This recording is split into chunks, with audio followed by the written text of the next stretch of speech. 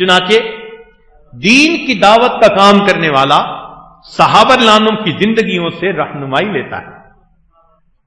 علماء کے لیے ایک نکتے کی بات، ایک ہے حدود شریعت، ایک ہے حدود شریعت اور ایک ہے مزاج شریعت۔ حدود شریعت کا نام فتویٰ اور مزاج شریعت کا نام تقویٰ۔ حدود شریعت کا نام فتویٰ اور مزاج شریعت کا نام، فرمایا کہ اگر تم مزاج شریعت کو سیکھنا چاہتے ہو تو تم فاروقی اور صدیقی دور کی طرف نظر اٹھاؤ، تمہیں مزاج شریعت کا پتہ چل جائے گا۔ اور اگر تم حدود شریعت دیکھنا چاہتے ہو تو فرمایا کہ عثمانی اور علوی دور کو دیکھو، تمہیں حدود شریعت کا پتہ چل جائے گا۔ ہمارے لیے کتنی آسانیاں ہو گئیں کہ شریعت ہم سے کیا چاہتی ہے۔ اس لیے دین کی دعوت کا کام کرنا یہ علماء کا منصب ہے۔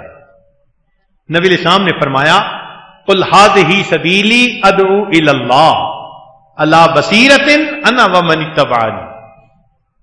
لہذا اس منصب کو پورا کرنا ہماری زندگی میں لازمی ہونا چاہیے۔ امت نے اس 1400 سال میں اس کام کو کیا ہے، ترتیب مختلف ادوار میں مختلف رہی، مگر یہ منصب پورا ہوتا رہا، اس لیے امت کو ہدایت ملتی رہی۔ اس میں 4 مراحل ہیں۔ ہم نے بعض علماء کو دیکھا تعلیم حاصل کرنے کے بعد جب کہیں کام شروع کرتے ہیں پھر کچھ اپنے ہو جاتے ہیں، کچھ مخالفت شروع ہوتی ہے، کنفیوز ہو جاتے ہیں، جی اب کیا کریں۔ دعوت کے راستے میں 4 بنیادی سٹیپس ہیں، ہر دور اور ہر زمانے میں وہی سامنے آئیں گے، ان کو اچھی طرح ذہن میں بٹھا لیں۔ پہلا ہے وجود دعوت، کہ انسان دین کی دعوت دے، کافروں کو اسلام قبول کرنے کی، مسلمانوں کو عمل پہ پختہ ہونے کی، ہر ایک کو دعوت دے، جو قریب ہے وہ اقرب بن جائے اور قریب ہو جائے، لہذا سب محتاج ہیں اس کے۔ وذکر فإن الذکری تنفع المؤمنین، تو فرمایا کہ دعوت دو، مگر کیسے دو؟ ادع الی سبیل ربک بالحکمہ والموعظۃ الحسنہ، حکمت سے کام لو، ڈنڈے نہیں مارنے کہ لٹھ لے کے کھڑے ہو گئے کہ جی چلو، ایسے نہیں کرنا۔ چنانچہ ہمارے حضرت خواجہ محمد المالک صدیقی رحمۃ اللہ کا واقعہ عجیب تھا، سن کے بندہ ویسے تو حیران ہوتا ہے۔ ایک نوجوان تھا، نواب کا بیٹا، نماز نہیں پڑھتا تھا، تو حضرت نے اسے کہا کہ بچے نماز پڑھا کرو۔ اس نے کہا جی نماز تو میں پڑھوں، مجھے وضو کرنا بڑا مشکل لگتا ہے۔ فرمایا اچھا بغیر وضو پڑھ لیا کرو۔ اب ہم جیسا کوئی بندہ یہ بات سنے تو کہے جی یہ کہاں سے شریعت آ گئی، مگر اس کو حکمت کہا جاتا ہے۔ اس نے وعدہ کر لیا کہ جی نماز کا وقت آئے گا میں مصلی پہ آ جاؤں گا۔ اللہ کی شان، پہلے دن مصلی پہ آیا، اپنے دل نے کہا کہ جب اتنا کر ہی لیا تو وضو کیوں نہ کروں۔ اللہ رب العزت نے اس کو باوضو نماز پڑھنے کی توفیق عطا فرمائی۔ یہ حکمت ہوتی ہے کہ کس کو دین کے کس طرح قریب کرنا ہے۔ فرمایا حکمت کے ساتھ چلو گے، پرائے بھی اپنے بن جائیں گے، دشمن بھی دوست بن جائیں گے۔ لیکن جب یہ انسان دعوت کا کام کرتا ہے تو پھر درمیان میں ایک وقت آتا ہے جس کو وقفہ تربیت کہتے ہیں۔ اس وقفہ تربیت میں اس دائی کو ذرا پیسا جاتا ہے کہ تم زبانی بولنے والے تھے، یا تمہارے دل سے یہ بات نکل رہی تھی؟ یہ تو نہیں نا کہ اوروں کو نصیحت اور خود میاں فضیحت۔ فرمایا نہیں، دوسروں کو بلا رہے ہو نا تو خود تمہیں ہم تولیں گے کہ تم کر کیا رہے ہو۔ چنانچہ مشکلات آتی ہیں، بہت ساری مشکلات انسان کو برداشت کرنی پڑتی ہیں. احسب الناس ان یترکوا ان یقولوا آمنا وهم لا یفتنون. فرمایا وَلَقَدْ فَتَنَّ الَّذِينَ مِنْ قَبْلِهِمْ فَلَيَعْلَمَنَّ اللَّهُ الَّذِينَ صَدَقُوا وَلَيَعْلَمَنَّ الْكَاذِبِينَ. آزمائیں گے ضرور، ہم دیکھیں گے کچا ہے یا پکا. پھر اس کے بعد فرمایا کہ اگر تم پکے رہو گے تو ایک تیسرا مرحلہ آئے گا جس کو کہتے ہیں اظہار نصرت، اللہ تعالی کی مدد. جب وہ مدد آ جاتی ہے تو مومن کا پلڑا ساری دنیا سے بھاری ہو جاتا ہے. یہ وہ وقت تھا جب نبی علیہ الصلوۃ والسلام مکہ مکرمہ میں فاتح بن کے داخل ہو رہے تھے اور فرما رہے تھے الحمدللہ وحدہ نصر عبدہ وہزم الاحزاب وحدہ. یہ نصرت ہوتی ہے. اس کے بعد پھر اذا جاء نصر اللہ والفتح ورأیت الناس یدخلون فی دین اللہ افواجا. فوج در فوج لوگ دین کے اندر داخل ہونے لگ جاتے ہیں. اور اس کے بعد چوتھا مرحلہ اس کو کہتے ہیں فیصلہ قدرت. یہ قدرت کا فیصلہ ہوتا ہے. پھر اللہ تعالیٰ کفر کے پرخچے اڑا کے رکھ دیتا ہے. فرمایا کہ ہم نے پھر دین کو مضبوط کر دیا ولو کرہ الکافرون ولو کرہ المشرکون. کافروں کو مشرکوں کو بھلے یہ بات اچھی نہ لگے، ہم نے تو دین کو جما دینا. تو یہ چار مرحلے ہر دور اور ہر زمانے میں رہے.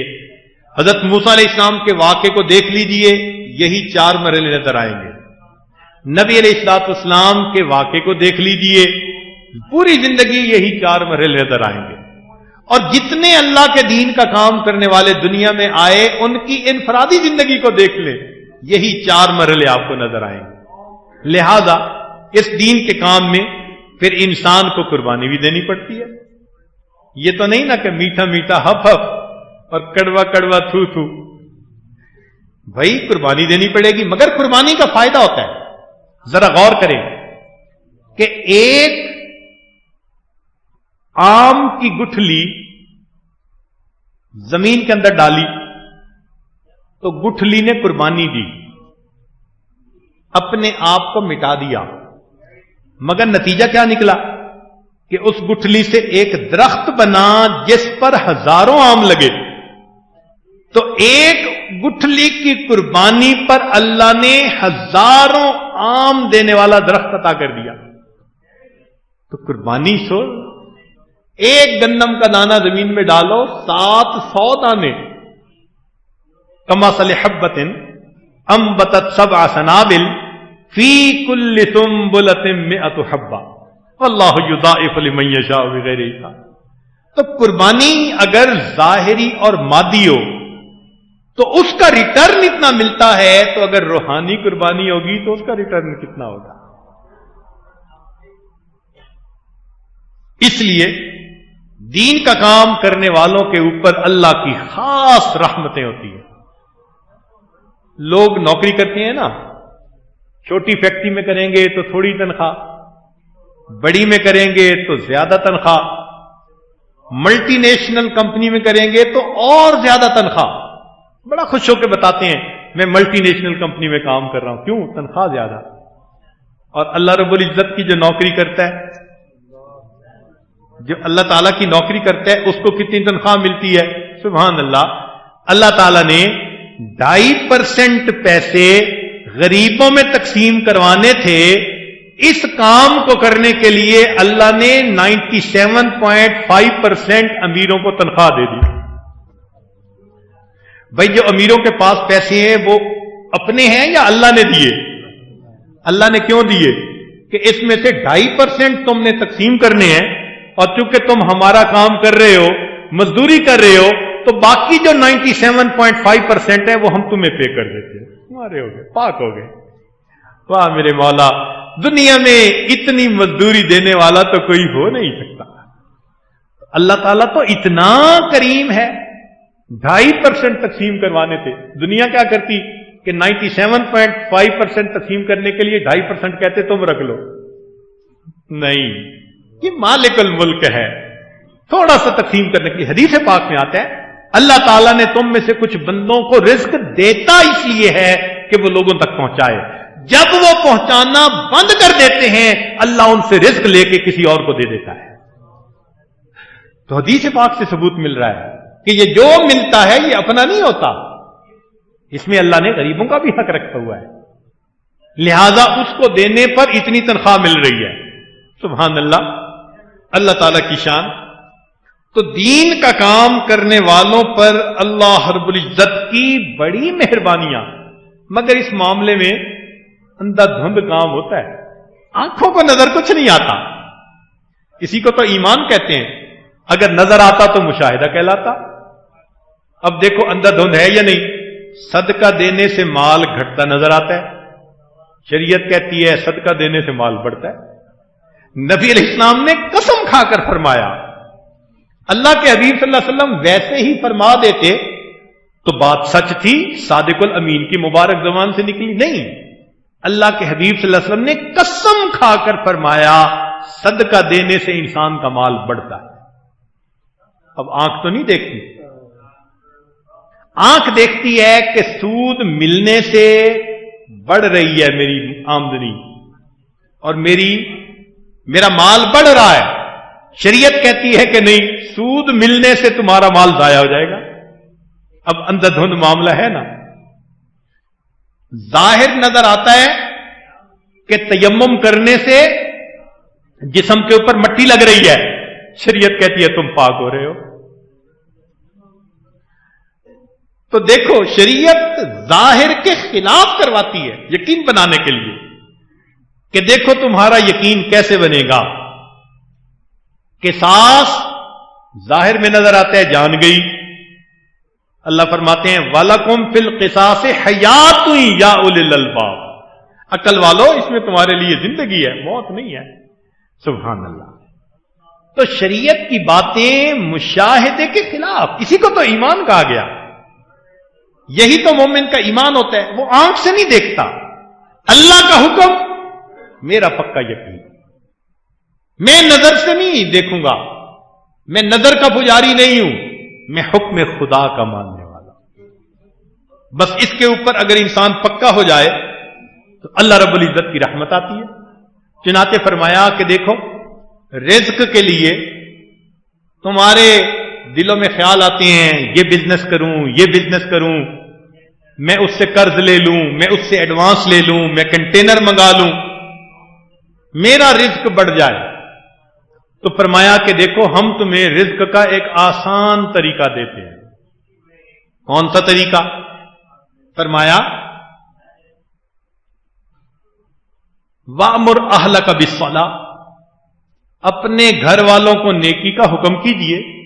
वस्तबिर अलैहा ला नसअलुका रिज़्का नहनु नरज़ुकुक, हम रिज्क तुम्हें पहुंचाएंगे, तुम ये काम करने की बजाय ये काम करो असल कि घर के सारे लोगों को नमाजी बनाओ। रिज्क के मिलने की गारंटी अल्लाह दे रहे हैं। चुनाचे घर के सारे लोग अगर सही नमाज पढ़ने वाले बन जाएं, उनको रिज्क मिलने की कसम मैं खाने को तैयार हूं। हम किधर भूले फिरते हैं जी, इसका पैसा दबा दिया, उसको धोखा दे दिया, ये मोमिन का काम होता है। शरीयत ने हमें आसान तरीका बताया, देखो वामुर अहलका बिस्सलाह, तुम नमाजी बनाओ सबको, मेरे हुक्म को पूरा करो, मेरी इबादत सिखाओ।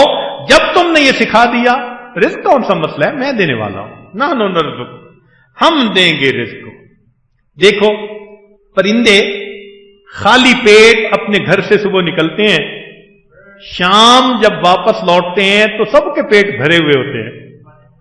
और इंसान का मसला अजीब, सुबह अपने घर से पेट भर के निकलता है, शाम आता है पेट खाली होता है, बीवी को फोन करता है मैं इतने बजे पहुंच जाऊंगा, दस्तर लगा के रखना।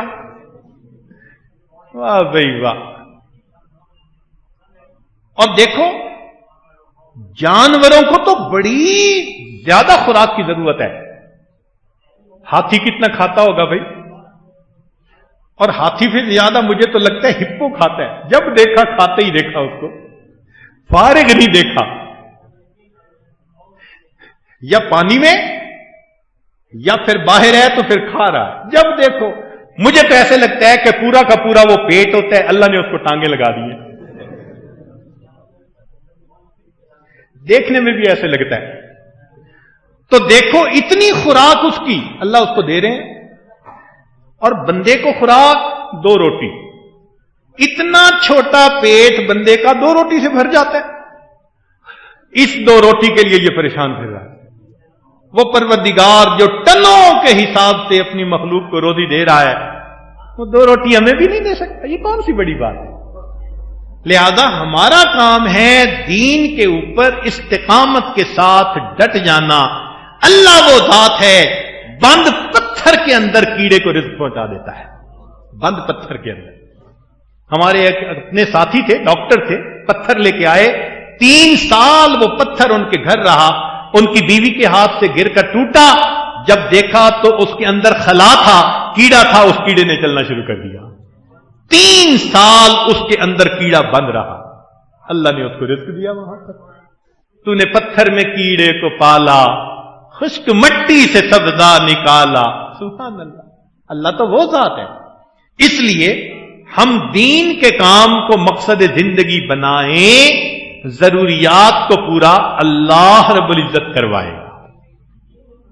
ایک بات یاد رکھیں کہ انسان ضروریات کو پورا کرے, ضروریات کو پورا کرے, فضولیات کو چھوڑ دے. ضروریات کو پورا کرے, فضولیات کو چھوڑ دے, اور سہولیات کو مقصد زندگی نہ بنائے. یہ مقصد زندگی نہیں ہے کہ پر سہولت رہیں. نہیں, ضروریات کو پورا کریں. شریعت نے کیوں کہا کہ ضروریات کو پورا کریں؟ اس لیے کہ ضرورت کی حد ہوتی ہے, اور اگر تم فضولیات پہ جاؤ گے اس کی تو کوئی حد ہی نہیں ہے. تو شریعت نے کہا کہ بھئی ضروریات یہاں پوری کر لو, سہولیات اگر چاہتے ہو تو ہم نے جنت میں تمہارے لیے بہت کر دی ہے, جتنی چاہو گے. وَلَكُمْ فِيهَا مَا تَشْتَهِي أَنفُسُكُمْ وَلَكُمْ فِيهَا مَا تَدَّعُونَ. ہر سہولت جو تمہارے دماغ میں آ سکے گی ہم تمہیں عطا کریں. اس لیے فرمایا اللہم لا عیش الا عیش الآخرہ.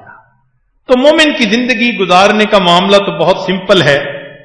ہم اگر اپنے دلوں میں یہ ایمان مضبوط کر لیں تو اللہ کی مدد ساتھ ہوگی, اور جس پلڑے میں اللہ کی مدد آتی ہے وہ پلڑا پوری کائنات سے بھاری ہو جائے گا.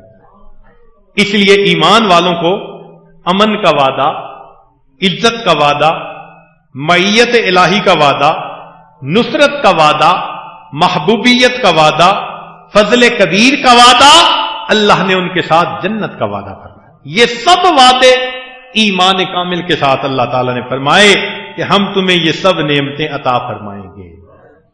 اس کی ابتدا اپنے گھر سے کریں. ابتدا کہاں سے کریں؟ اپنی ذات سے اور اپنے گھر سے. کئی مرتبہ دین کے کام کرنے والے اپنے گھر کو نظر انداز کر دیتے ہیں. یہ بنیادی غلطی. ذرا غور کریں, نقطے کی بات ہے. لوط علیہ الصلوۃ والسلام کی بیوی ان کے مشن میں شریک نہ ہوئی تو قوم گمراہ ہو گئی. ایسا ہی ہوا نا؟ بیوی ساتھ شامل نہیں ہوئی تو نتیجہ کیا نکلا کہ قوم گمراہ ہو گئی. نوح علیہ السلام کی بیوی ان کے کام میں ساتھ شریک نہ ہوئی تو قوم کو کیا ہوا؟ اور نبی علیہ السلام کی بیویاں آپ کے اس مشن پر لبیک کہنے والی بنی, اللہ نے قوم کو ایمان عطا فرمایا. گھر کے اوپر منحصر ہے. اس لیے خلفاء حضرات جو دعوت کا کام کرتے ہیں اپنے گھر سے ابتدا کریں, اپنی ذات سے ابتدا کریں. یہ پہلا قدم ہے. یہ نہیں کہ باہر تو ہم شیخ بن کے رہیں اور گھر آ کر ہماری زندگی فسق و فجور والی. یہ دائی کا کام نہیں ہوتا. اس لیے یہ سٹارٹ پوائنٹ ذہن میں رکھنا ضروری. نقطے کی بات, دین عقل سے نہیں پھیلتا, دین عقل سے نہیں پھیلتا، نبی علیہ السلام کی نقل سے پھیلتا ہے۔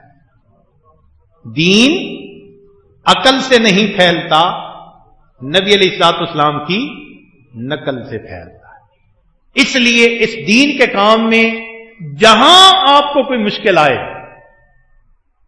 کوئی گائیڈ کرنے والا نہ ہو، دین کو معیار بنائیں۔ اگر دین کے مطابق آپ قدم اٹھا رہے ہیں تو اللہ کی مدد آپ کے ساتھ ہے۔ آپ کسی ملک میں ہیں، کسی ماحول میں ہیں، آپ کے پاس ایک تھم رول آ گیا، کیا کہ دین اپنی عقل کے ذریعے سے پھیلانے کی کوشش کریں گے، نہیں پھیلے گا۔ دین عقل سے نہیں پھیلے گا، کس سے پھیلے گا؟ نبی علیہ السلام کی نقل سے پھیلے گا۔ اور اس دین کے راستے میں اگر مشکلات آ جائیں تو محاذ آرائی نہ کریں۔ ہم نے دیکھا ہے ذرا سی کوئی بات ہو گئی، جی فلاں نے یہ کیا تو کیا اینٹ کا جواب پتھر؟ نہیں، غلط۔ ہمارے اکابر کا یہ طریقہ نہیں ہے۔ قربانی دینی پڑتی ہے، قربانیاں دیں اور اپنے نفس کو اسلاف کی قربانی کی لوریاں سناتے رہیں۔ اس دین کے راستے میں قربانی دیں اور اپنے نفس کو اسلاف کی قربانیوں کی لوریاں سناتے رہیں۔ وہ ایک بزرگ تھے تو کسی نے ان کو بہت برے القاب لکھے، تو ان کے کسی مرید نے پڑھ لیے۔ اس نے کہا حضرت یہ بندہ ایسے لکھ رہا ہے؟ فرمایا صبر کر۔ دوسرا خط نکال کے دکھایا، لکھا ہوا تھا قدوۃ العارفین، عمدۃ السالکین، کیا کیا خطاب لکھے ہوئے تھے۔ میں اگر یہ تم پڑھ رہے ہو تو یہ بھی تو پڑھو نا، انہوں نے وہ لکھا ہے جو میں ہوں ہی نہیں۔ تو اس لیے کسی ایک کی مخالفت کرنے سے بفر نہیں جانا ہوتا۔ دین کا کام تحمل سے شریعت و سنت کی روشنی کے اندر کرنا ہوتا ہے۔ ہم اگر قدم اٹھاتے رہیں گے اس شریعت کی روشنی میں، اللہ تعالیٰ پشت پناہی کرتے رہیں گے اور اللہ تعالیٰ بالآخر کامیاب فرمائے۔